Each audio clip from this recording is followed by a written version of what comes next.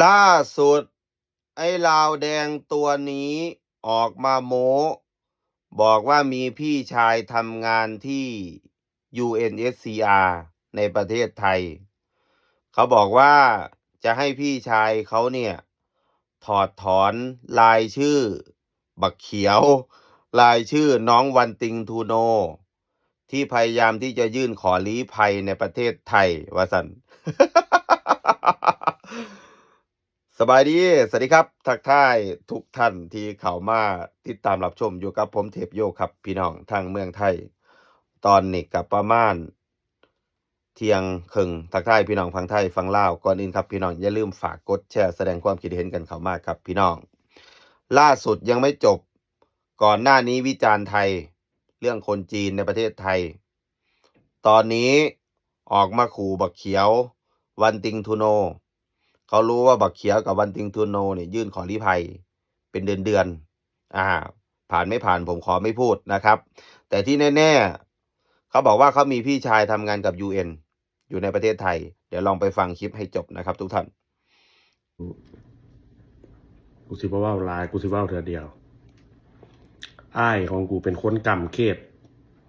UNDP UNDP UN Development การพัฒนาชุมชนและความยากจนความเหลื่อมล้ำทางสังคมของผู้ที่ลี้ภัยUNDP นี่คือสมัชชาใหญ่ผู้ลี้ภัยแห่งสหประชาชาติอ้ายของกูเป็นคนกำเขตสูเข้าใจบ่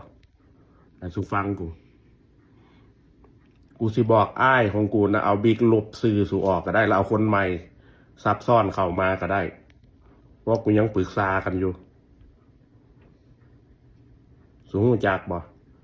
ซื้อของบักวันติงทูโน่หันเรายังมาเว้าสู่กูฟัง ตอนนั้นกูบ่ฮู้ทุกคนได้ยินเต็มหูใช่ไหมกูก็บอกว่าบางเขาบอกว่า ที่โจมตี พี่ แต่ ชายเขานี่ รัฐบาลเรา กำกับหรือว่าควบคุมUNSC อยู่ในภาคพื้นอย่างของเขานั่นแหละเอาง่ายๆคือแปลยากภาษาที่เขาพูดนะเพราะว่าภาษาพวกมนุษย์ถ้ำแล้วเขาบอกว่าวันติงทูโนวันติงทูโนน้องคนนี้เนาะวันติงทูโนบักเขียวเนี่ยเขากำลังปรึกษากับพี่ชายเขาจะให้ถอดถอนไม่ให้ยื่นขอลี้ภัยไม่ให้ไปประเทศที่สามจะบีบให้บักเขียวกับวันติงตูโนเนี่ยพาสปอร์ต expire หรือว่าหมดอายุ เพื่อส่งกลับไปประเทศลาวอันนี้คลิปเขาค่อนข้างจะยาวนะครับเขาก็เล่าเป็นเรื่องเป็นราวนะแต่ผมจะบอกตรงๆนะมึงไปคุยกับขี้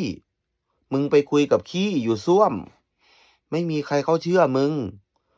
สภาพมีพี่ชายทำงานที่ UN นะสภาพน้องชายเนี่ยเหมือนเขียดตะปาดเหมือนคางคกนะครับความรู้การศึกษาไม่มีแต่เสือกไปวิจารณ์ไทยวิจารณ์ประเทศนั้นประเทศนี้เอาประเทศลาวตัวเองให้มันรอดก่อนไปอยู่อเมริกานานๆไม่ใช่ว่าจะฉลาดนะอ่าไปอยู่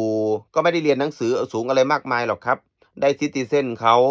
แล้วก็เสือกปกป้องรัฐบาลคอมมิวนิสต์ลาวแต่ปกป้องเราไม่ว่ามันเป็นสิทธิแต่จะมารังแกน้องๆมันคนละส่วนกันนี่แหละครับผมเห็นการพูดลักษณะนะไม่มีความเป็นมืออาชีพเวลาคนไทยเข้าไปคอมเมนต์ตอบคอมเมนต์ด่าคนไทยด่าไปหมดทุกคนกูว่าถ้ามีคนติดตามมึง30,000ขึ้นกูว่ามึงคงต้องตอบ30,000ขึ้นไม่มีสกิลในการพูดตอบก็ต้องตอบเป็นคนๆอันนี้มีคนติดตาม3,800 4,000แบบโอ้โหโพสต์วันละ20คลิปลงแต่ละคลิปคนกดไลค์2-3คนมึงก็ด่าไทยบ้างด่าผู้บักเขียวบ้างมึงก็หาแสงแต่มึงจะบอกว่ามึงมีพี่ชายทำงานกับ UN กูไม่เชื่อกูนี่ผ่านขบวนการกับ UNSCR อยู่ในประเทศไทยกูนี่เป็นลีดเดอร์กลุ่มฟรีลาวกูนี่ถูกจับที่ประเทศไทยเป็นแกนนำมึงเข้าใจไหม UN เขารับรู้เจ้าหน้าที่ UN บอกกับคนลาวทุกคนในเคสของคนลาวเนี่ยถ้าไม่ใช่เคสใหญ่เขาจะไม่ช่วยเพราะ รัฐบาลลาวไม่ได้เป็นสมาชิกของ UN อยู่ในประเทศไทย รัฐบาลลาวไม่ต้องการให้คนลาวหนีออกนอกประเทศผ่านช่องทางของ UN